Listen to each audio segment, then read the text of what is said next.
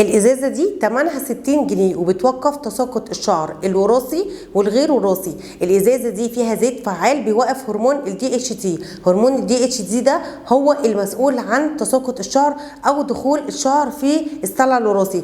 الزيت ده هو اسمه زيت بذور اليقطين. زيت بذور اليقطين هو اللي هيعالج الصلع الوراثي، هو اللي هيعمل على انبات شعرك.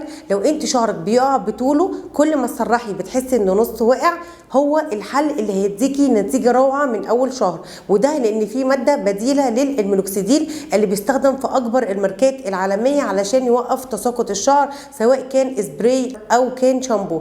بجد مكوناتها كلها تحفه وفعاله لتساقط الشعر. ولو حابه كمان انك تجيبي النتيجه فعاله اكتر ممكن تخلطيه بزيت الروزماري او زيت اكليل الجبل، بس طبعا لازم تخففيهم بزيت عضوي ثالث زي زيت الجوجوبا. هتستخدميهم ازاي؟ لو حابه تستخدميها لوحدها او معاها الميكس اللي انا قلت لكم عليها، هتستخدموها مرتين في الاسبوع عن طريق انك تحطيها على شعرك وتدعكي فروه شعرك كويس جدا، تعملي بيها حمام زيت تسيبيها من 2 ل3 ساعات، وبعد كده تغسلي شعرك بالشامبو الطبي المناسب معاكم.